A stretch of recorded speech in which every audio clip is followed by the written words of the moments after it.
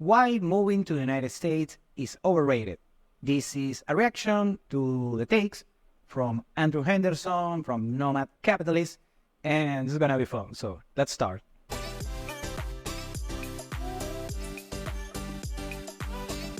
Welcome to Venezuela Insider, the only place in Venezuela for expats, digital nomads, entrepreneurs, investors, travelers, and related internationals. For more information, venezuelainsider.com. So today we are gonna discuss if is it true that moving to the United States is overrated. And of course, this is a reaction from Andrew Henderson, the founder of Nomad Capitalist, a very standout gentleman. And he also reacted to an article, I believe. And he mentioned, of course, he does this reaction from the perspective of their clients. They are 7- and 8-figure entrepreneurs. I would say my clients in Venezuela Insider are 6-figure entrepreneurs and above, something of that nature. And of course, I know Andrew Henderson. He was born and raised in the United States, and he renounced his U.S. passport and nationality, and he has a negative bias towards the United States.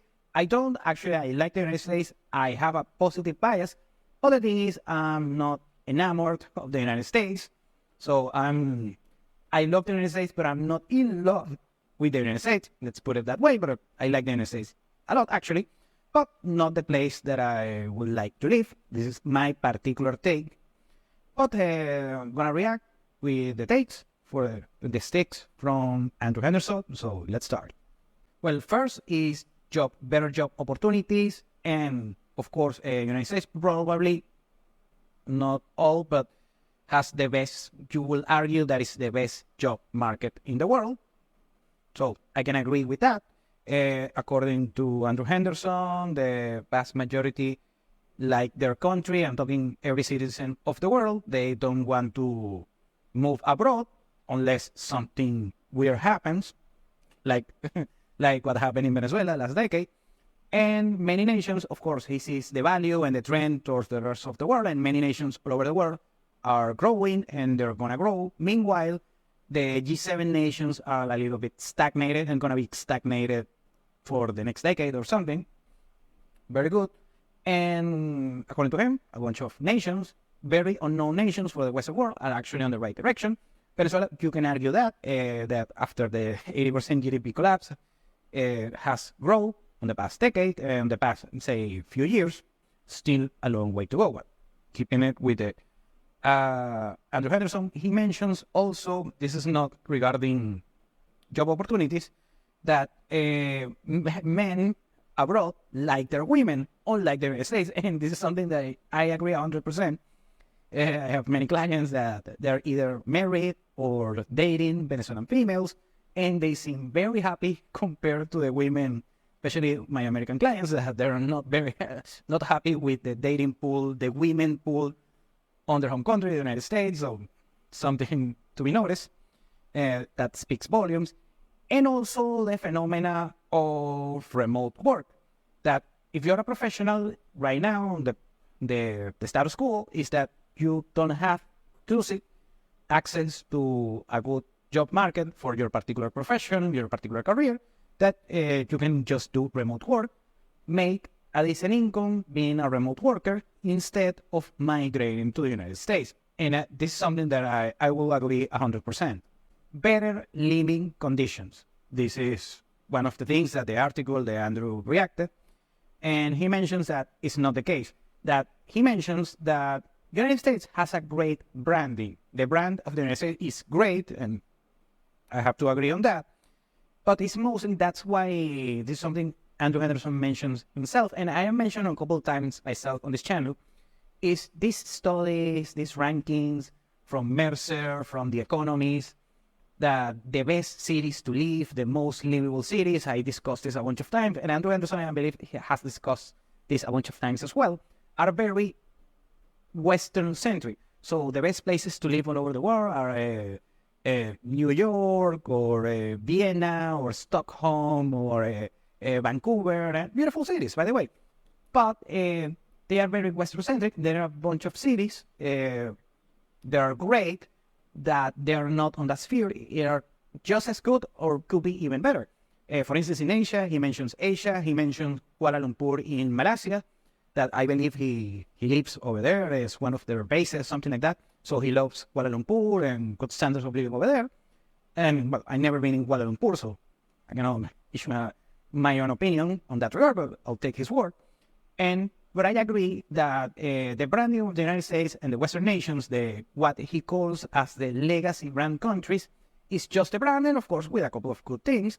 But there are a bunch of countries all over the world that has great cities, great standards of living, if you can afford it, that could be way better than the typical Western capital. Number 3 is better education, according to Andrew. You have bad migration policies regarding migration, because many people all over the world, I agree that the United States has great education institutions, but right now they are becoming woke and many political bias, so they are losing that edge regarding the technical education. Discuss for another day. But since the United States has very bad migration policies, I agree 100% with Andrew on this.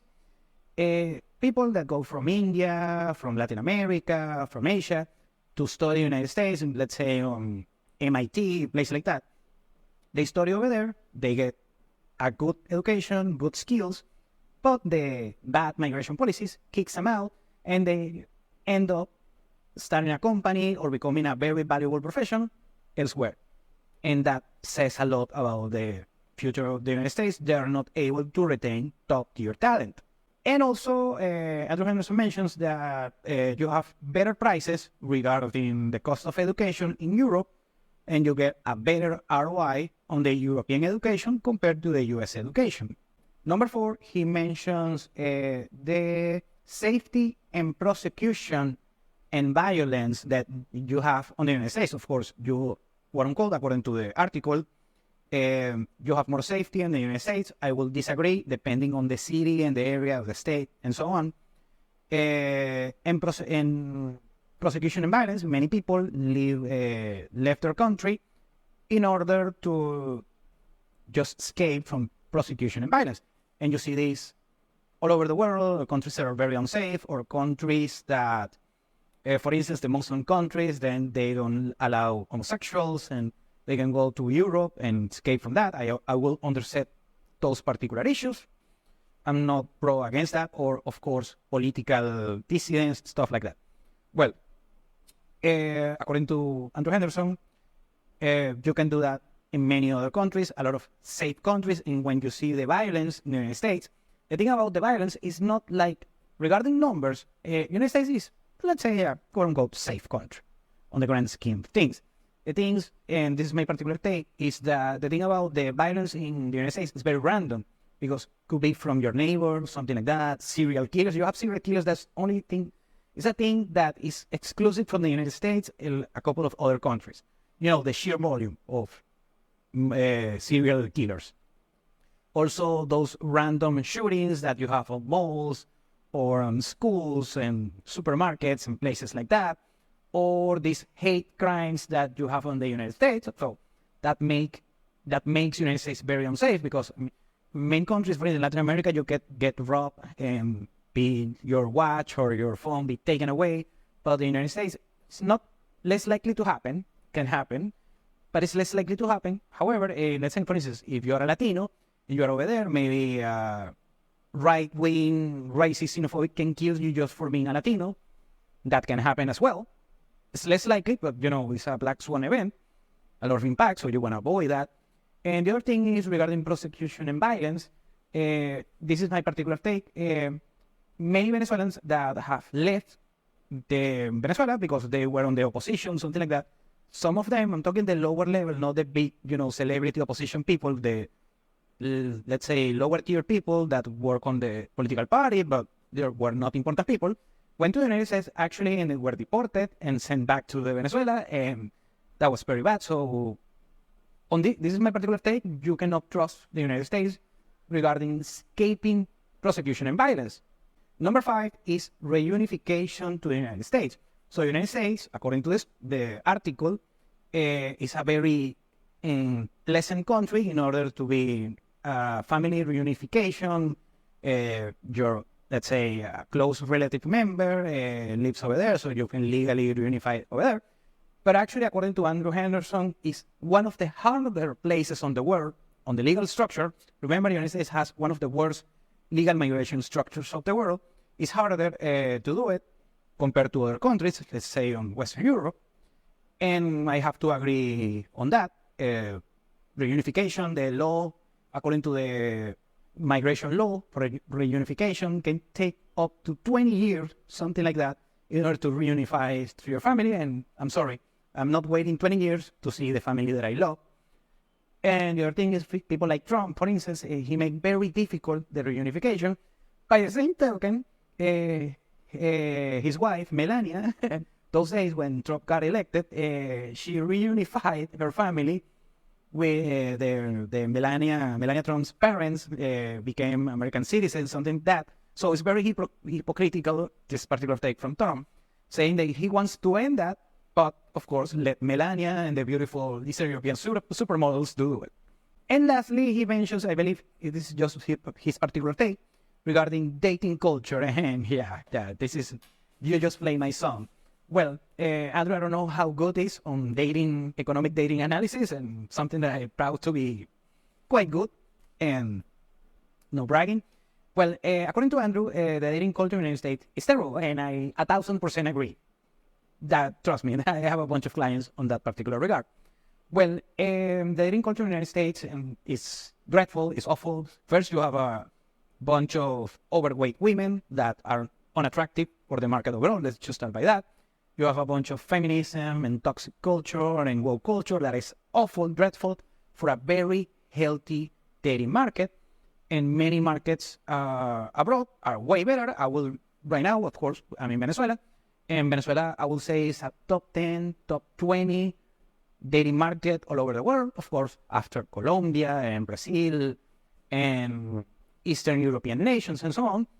And is that because women, when they see men of value, they treat them well. Meanwhile, in the United States, it's this struggle and all of this toxicity that you have over there on the dating culture that only makes the United States suitable for dating just for the top tier men, the celebrities like Dan Bilzerian and Drake and very important people and tech guys, people like that.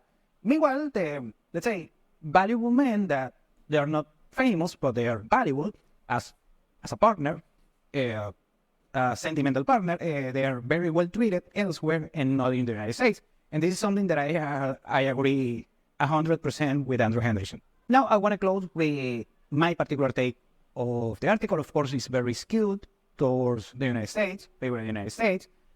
Andrew Henderson's opinion are skewed against the United States.